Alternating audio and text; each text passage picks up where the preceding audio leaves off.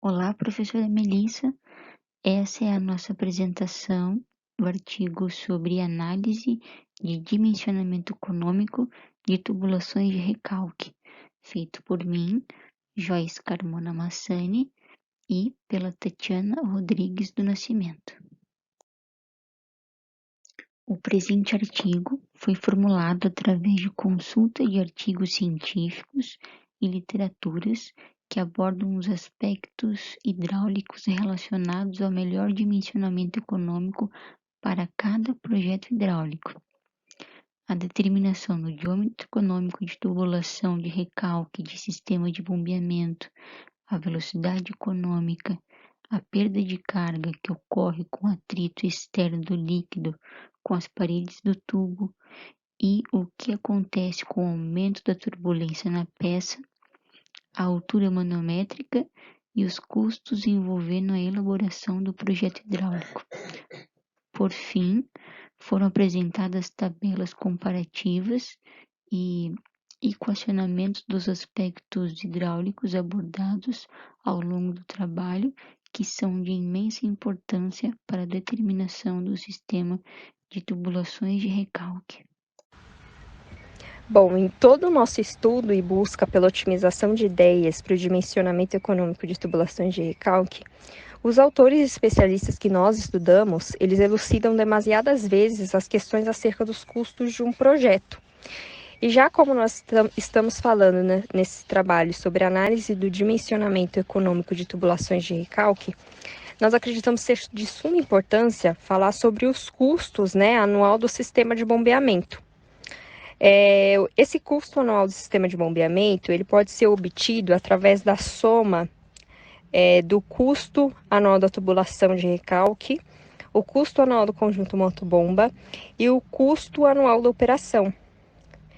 O custo anual da tubulação de recalque, ele tem algumas variáveis em sua formulação que dependem do preço da tubulação por unidade de peso e por metro de tubo, o peso específico do material da tubulação, o diâmetro do tubo e a espessura do tubo, o comprimento também, e o fator de recuperação de capital.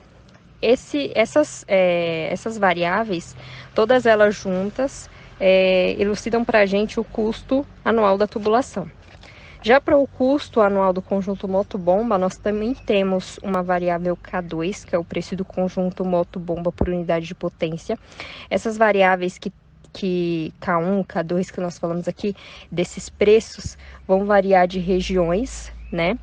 Mas, continuando, esse K2 ele é o preço do conjunto moto-bomba. P é a potência também depende da potência do conjunto moto-bomba. 0,736 ele é o fator de conversão para a unidade que nós utilizamos, que é quilowatt. E por último, para a fórmula do custo anual do sistema,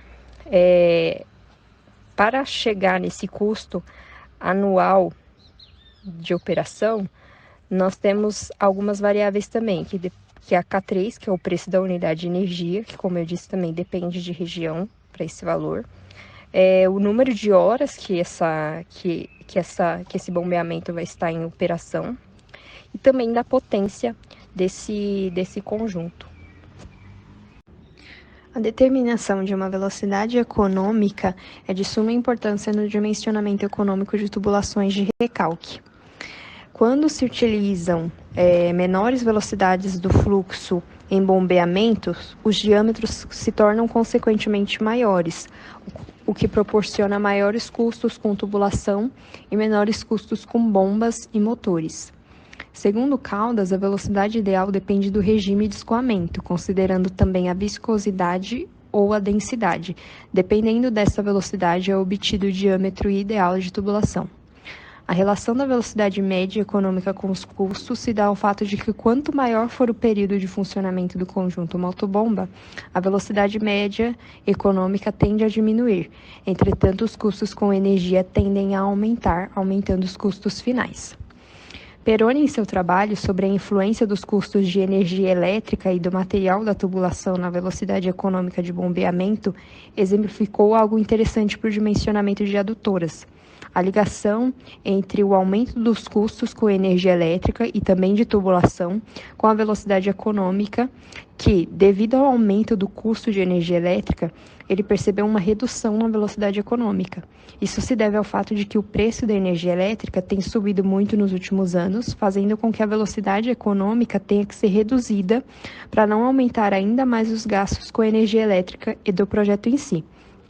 Com isso, estima-se que a velocidade econômica vai continuar caindo ao longo do tempo, visto que a velocidade econômica encontrada em literatura, que também é utilizada em muitos projetos, que é de 2,4 metros por segundo, nos trabalhos de Peroni e Souza foi contestada, pois em ambos os trabalhos a velocidade econômica encontrada foi menor.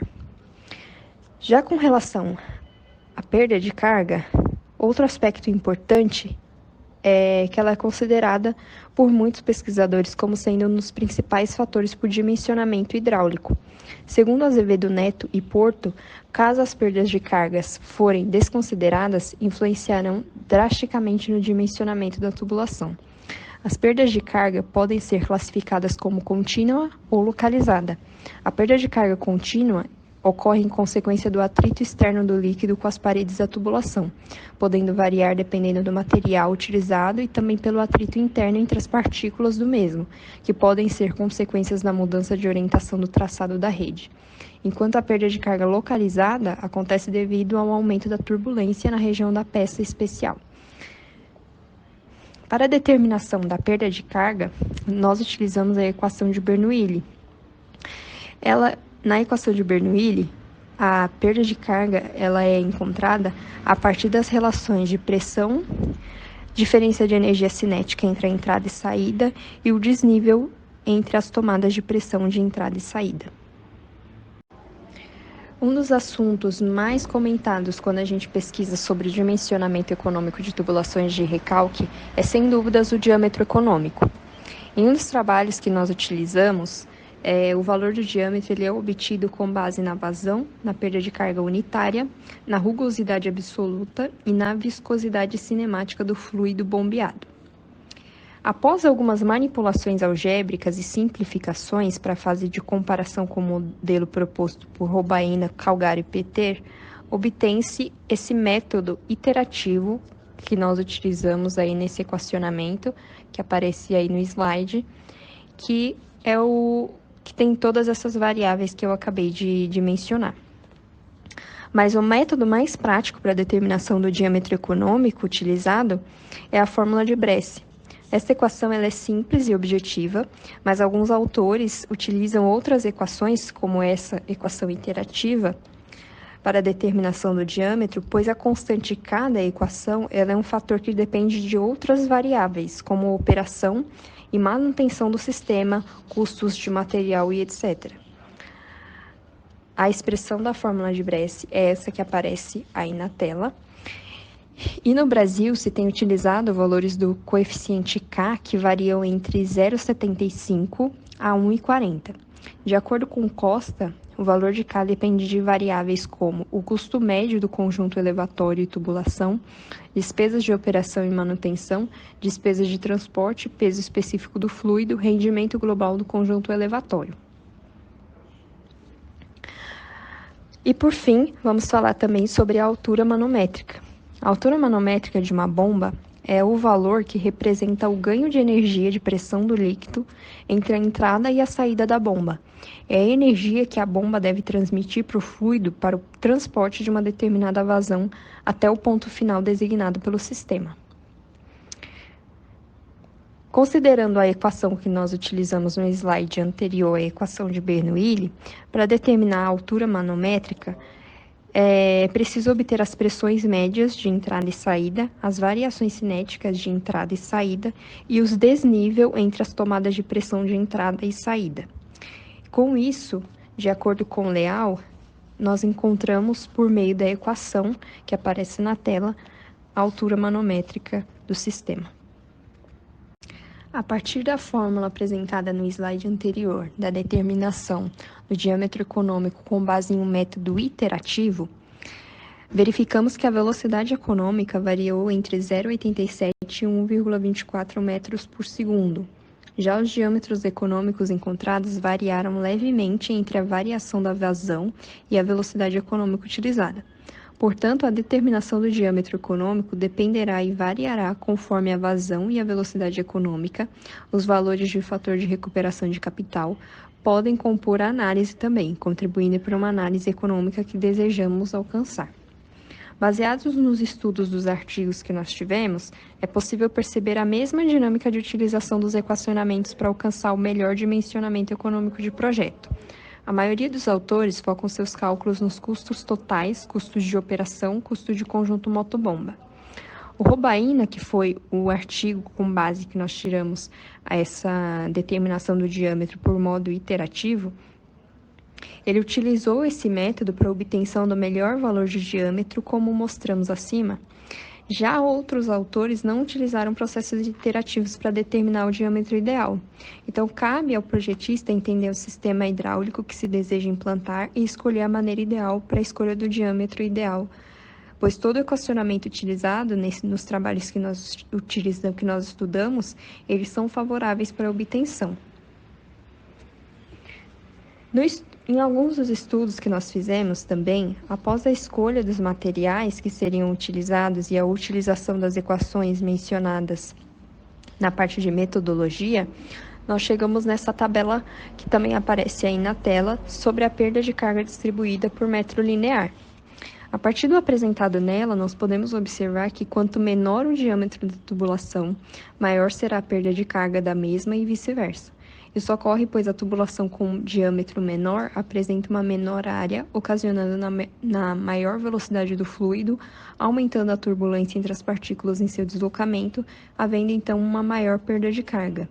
Dando suporte aos autores Azevedo Neto e Porto, que citam que a perda de carga em tubulações retilíneas é inversamente proporcional aos diâmetros internos dessas tubulações. Para aqueles que buscam obter o diâmetro econômico com base na fórmula de Bressi, ele deve seguir alguns requisitos para que se possa alcançar sucesso na sua escolha. Portanto, essa fórmula de Bressi é utilizada para tubulações de até 150 milímetros, ou seja, tubulações de pequeno porte. Pois para a obtenção do diâmetro para tubulações maiores, é aconselhável que se utilize a análise econômica. Ele também é somente válido para sistemas de funcionamento de 24 horas por dia. O diâmetro obtido através da utilização dessa fórmula deve ser aproximado ao máximo a um diâmetro comercial preferencialmente superior ao obtido. Aí no slide nós temos os valores da constante K, aproximadamente, dependendo da velocidade média de escoamento mais utilizadas para a determinação do diâmetro a partir da fórmula de Bressi. De acordo com Filho, os fatores de capacidade e os rendimentos de motores comerciais, conforme suas curvas características originadas pelos fabricantes e calculando seu carregamento para diferentes casos, é possível simular o rendimento para várias situações. Nessa tabela que aparece na tela sobre a influência na altura manométrica na vazão e rendimento da variação da tensão, é mostrado a influência de todos eles nos custos de energia elétrica. Analisando as condições de trabalho, é possível verificar que o aumento de custo acarreta uma variação na tensão de fornecimento, porém a altura manométrica em relação à vazão não tem influência significativa. Com isso, nós concluímos que a relação custo anual da tubulação e o peso do tubo é diretamente proporcional, pois quanto maior o diâmetro do tubo, maior é seu preço estimado. Estes valores também variam conforme o material da tubulação escolhida. O aumento proporcional da potência e o aumento do custo com o conjunto bomba é diretamente proporcional, pois devido ao aumento da potência ocorre maior custo com energia elétrica que sobrecarrega o valor do conjunto motobomba. O diâmetro varia de acordo com a vazão e a velocidade econômica. Quanto menor a velocidade econômica, maiores serão os gastos com tubulações e menores serão os custos com bombas e motores. Quanto menor o diâmetro da tubulação, maior é a sua perda de carga e seu inverso é verdadeiro. Isso é resultado do tamanho da área da tubulação, pois quanto menor a área, maior será a velocidade do fluido. Considerando a faixa de variação dos valores de K utilizados no Brasil, quando relacionamos com a velocidade, Quanto menor a velocidade, maior é o coeficiente K. E a influência da variação entre a entrada e a saída do fluido em relação à vazão e ao rendimento da variação da tensão não é significativa, pois uma variação de 40 metros de coluna d'água em 150 metros cúbicos por hora proporciona uma variação de rendimento de tensão de um pouco mais de 2. Nós agradecemos a atenção.